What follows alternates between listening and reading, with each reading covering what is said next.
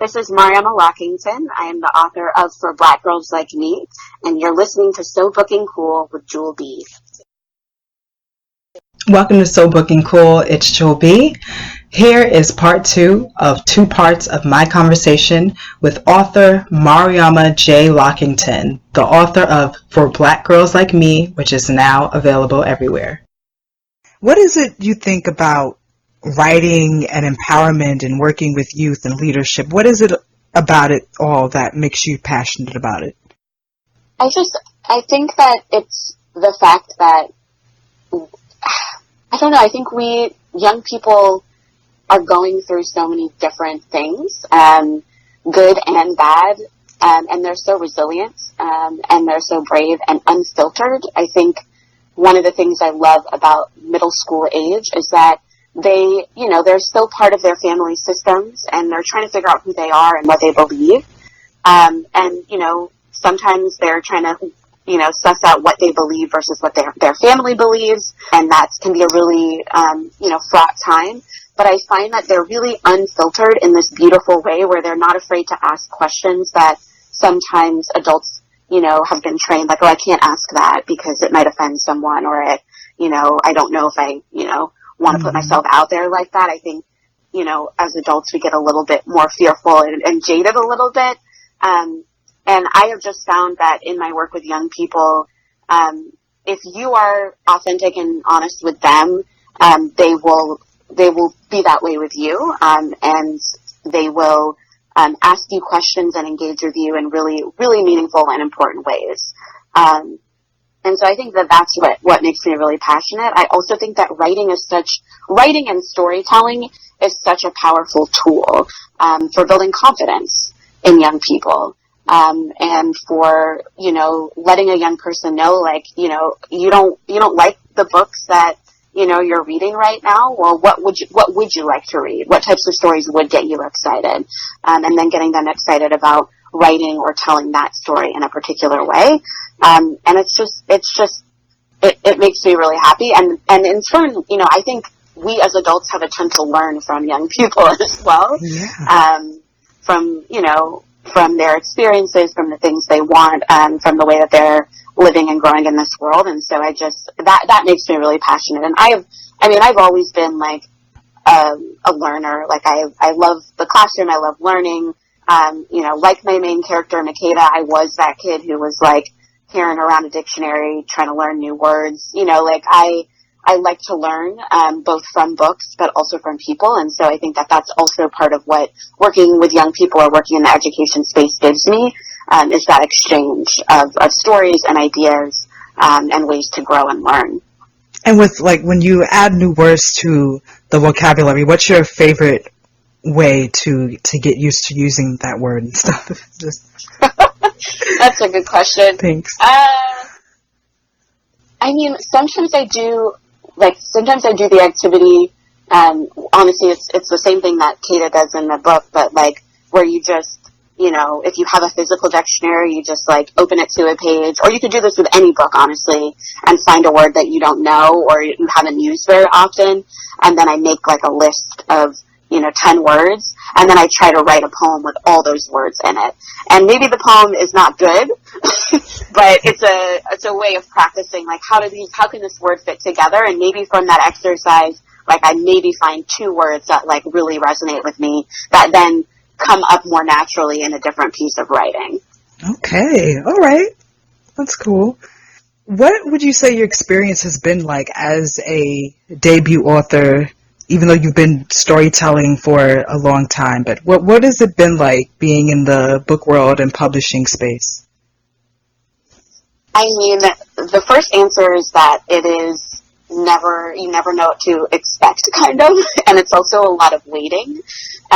So, I think something that, people very are well-intentioned when they say this, they're like, oh, your book, when is your book coming out? When I first got signed, and I said, oh, it'll be out in a couple of years, and they're like, oh, that's so far away.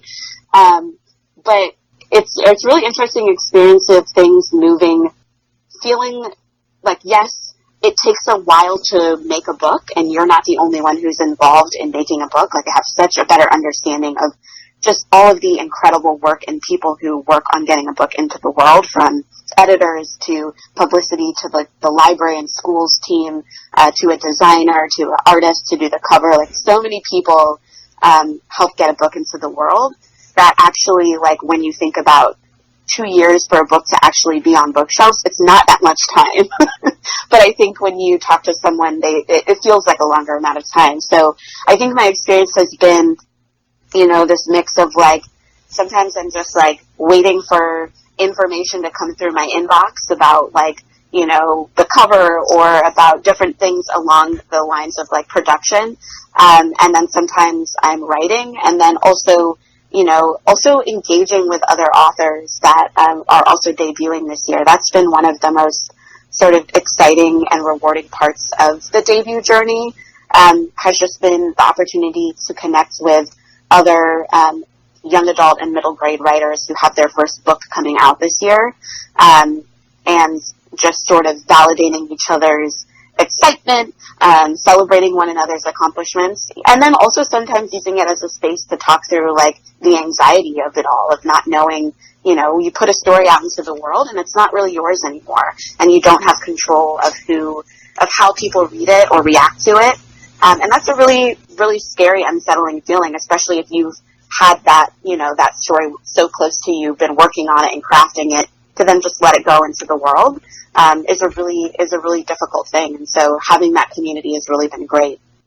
And speaking of community, so what are who are debut authors that you think are killing it right now and that you're excited about?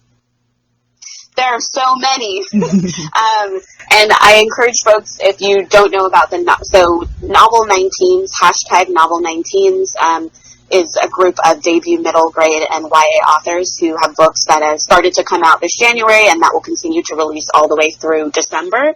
And we do Twitter chats every month on the 19th. And so if you are interested in joining those, you can just join the hashtag on the 19th of each month. It's usually at 8 p.m. Eastern time is when those chats happen. We just did one yesterday. But off the top of my head, there's so many. So Alicia D. Williams, who wrote Genesis Begins Again, it came out earlier this year, is a beautiful book about a young girl growing up in Detroit dealing with colorism within her family.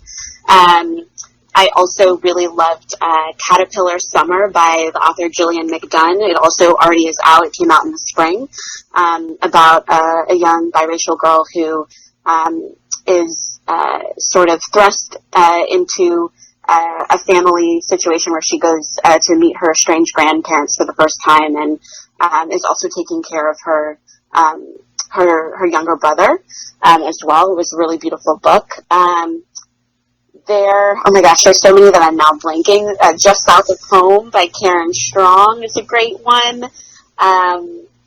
All of Me by Chris Barron. But I really would encourage folks to check out Novel 19s because there is a phenomenal amount of talent and just beautiful books that are coming out or have already come out this year. Thank you so much for mentioning that. Novel 19. You know, were there any challenges, Mariama, that you had to overcome when writing for Black girls like me? And how did you overcome them? What did you learn? Yeah, I mean, I think just the challenge of, it's not the same as writer's block, but of just pushing forward, of telling yourself that this story is important, and not sort of sabotaging or second guessing yourself when you're trying to put it out into the world. I also think, if I'm being honest as an author as well, I am not an author who writes full time. I also have a job, a full-time job as well, in addition to writing also being my full-time job.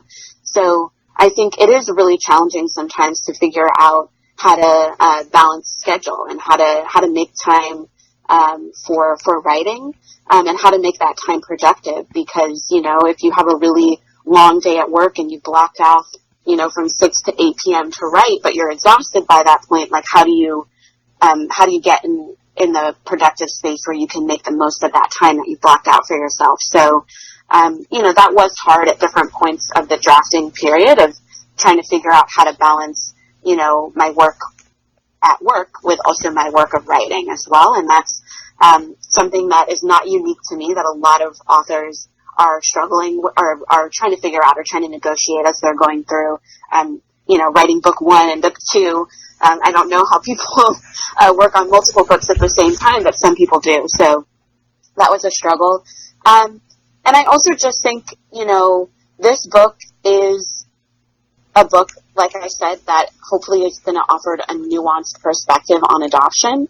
And I know that there are probably going to be people who might be uncomfortable with some of the experiences of the main character and some of the things that she is going through.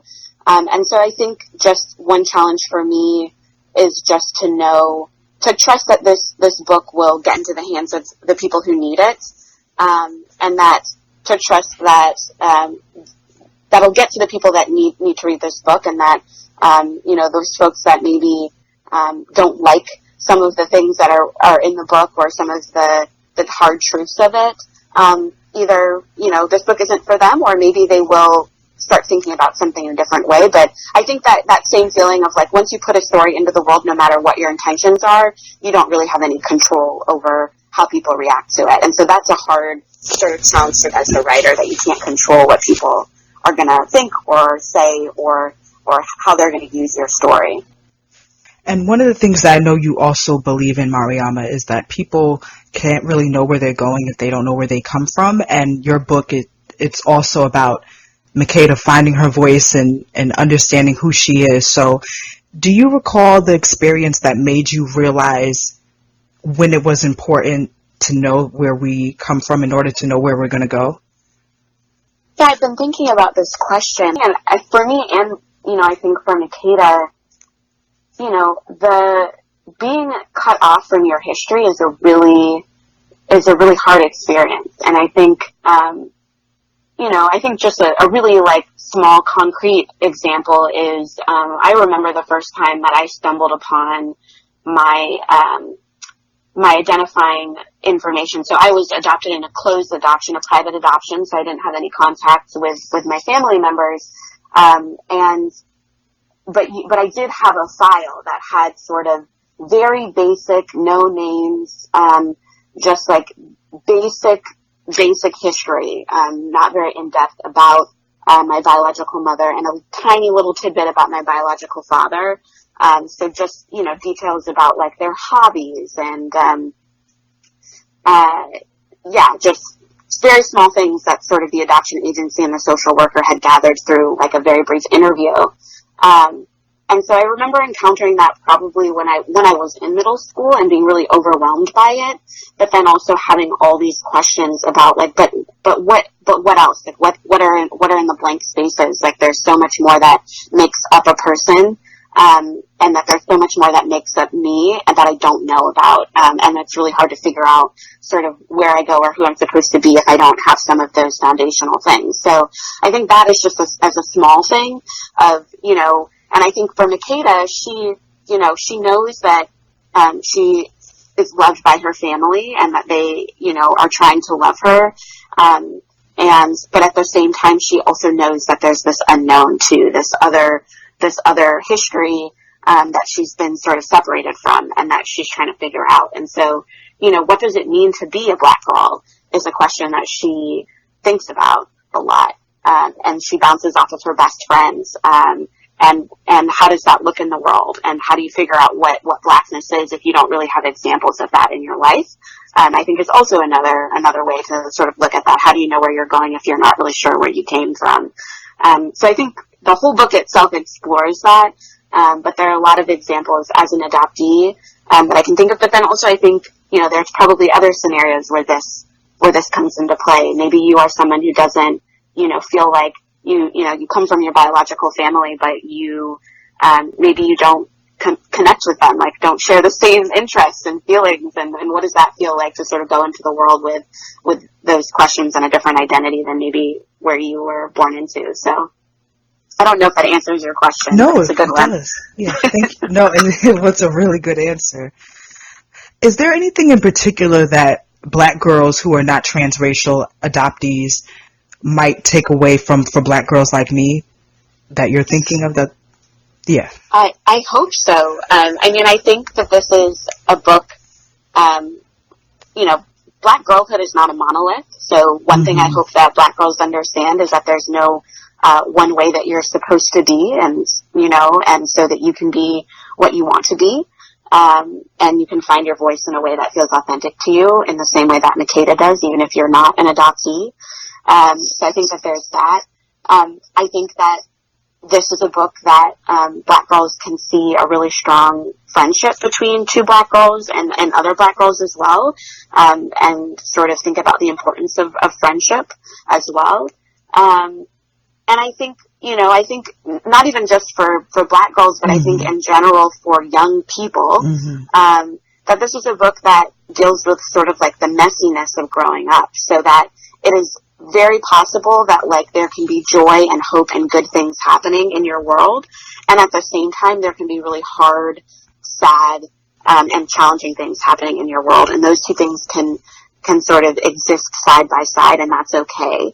And so in many ways I hope that this book will validate that sort of like, that adolescent feeling of like, everything is new and exciting, and I have all these questions, and also sometimes it can be really terrible and really hard, and I'm starting to notice the ways that the adults in my life are also struggling, which I feel like is a really universal part of growing up. So, and then I think, the last thing that is really important to me is that, that Black girlhood, Black girls are centered in this book. So it was really important to me that there was a image of a Black girl on the cover. So that is identifiable when young people, go to the store, go to the library. And I think also in the title, it was really important that was there. And so I hope that this is a book that will provide a mirror, whether you are adopted or not, that there's something that you'll see, that young Black girls will see reflected back at them as being true. Wow. I do have a bonus question. What would, just off the top of your head, because this is kind of sudden, but what are some of the songs that you would put on a soundtrack for Makeda and just the book in general for Black girls like me? I love this question. Yay. I would put on, I actually have made a playlist, a public playlist for Black girls like me, based on a lot of the musical references, but just like off the top of my head, Ella Fitzgerald, Billie Holiday are both like characters or figures in the book. So A Tisket, a Tasket from Ella Fitzgerald. I also think Run the World by Beyonce would totally be on the soundtrack. So Nina Simone, Feeling Good is a song that actually comes up in the story, so that would be on the soundtrack. And then also just a lot of musicals. So How Do You Solve a Problem Like Maria from Sound of Music, Tomorrow from the musical Annie, and then also some classical music as well. So for Elise, Moonlight Sonata, Beethoven's Fifth Symphony. There's so much music in the book and so much music that inspired this story that, I think that there are even more that could possibly be on a playlist, but those are a couple that come to mind off the top of my head. That's an amazing playlist. Wow, you're getting a range of everything, like a range of like some of the best that music has to offer. Wow. Is there any advice that you have for debut authors, Mariama? Oh my goodness, I'm like 10 days out from my book coming out. So, I mean, I think that my biggest piece of advice would be to gather your people, the people that, either your family or your chosen family, the people that support and love you, and just set up times to sort of check in and talk with them about how you're doing and how you're feeling, and to let those people celebrate you, because it is a big and exciting accomplishment.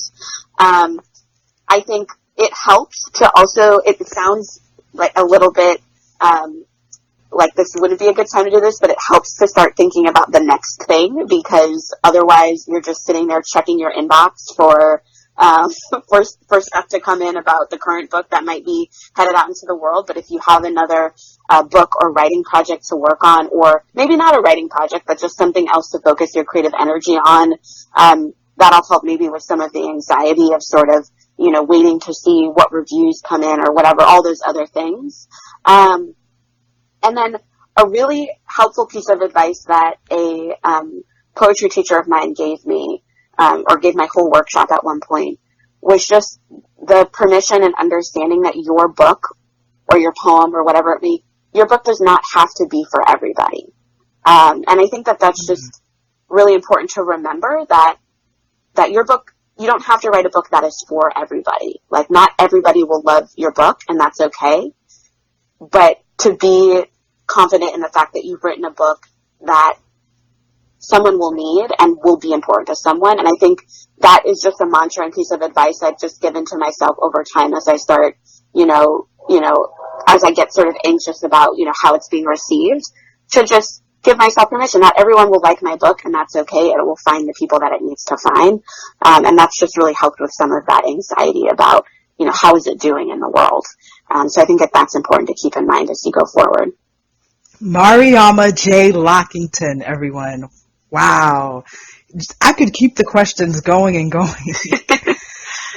They're good questions, so thank you so much. Thank you as well. I really appreciate you taking the time, especially on the weekend, to chat and do the interview. Congratulations for Black girls like me.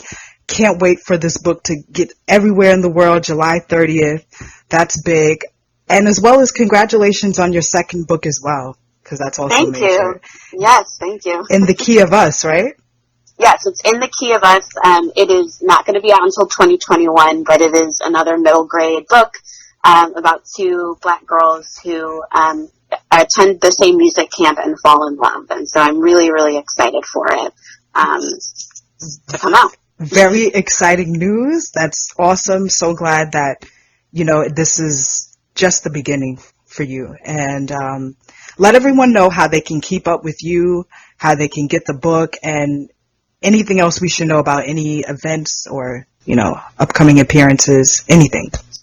Yeah, so like I said, I'm 10 days out from it being released in the world on July 30th, so I am gearing up to go on a little bit of a tour, and so if you're interested in maybe seeing me or saying hi at an event over the next month or so, you can visit my website, which is forblackgirlslikeme.com, and all the events that I'm doing are listed on that page. I'm starting off in North Carolina next weekend, and then we'll be finishing things up for now in August in Georgia, so would love to see folks there. And then I'm always on Twitter at Marilock, MARILOCK is my handle. And then I also have Instagram at For Black Girls Like Me, which I do post things about books and books I'm reading and events, but I also post a lot of pictures of my dog. So if that's your thing, you can follow me on Instagram as well.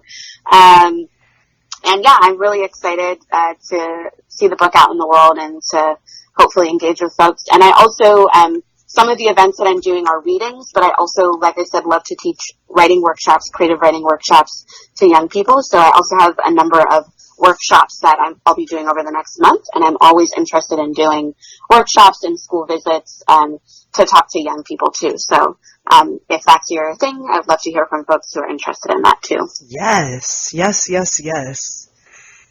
Thank you so much to all the listeners, and until next time, so booking cool. This is Mariama Lockington. I am the author of For Black Girls Like Me, and you're listening to So Booking Cool with Jewel B.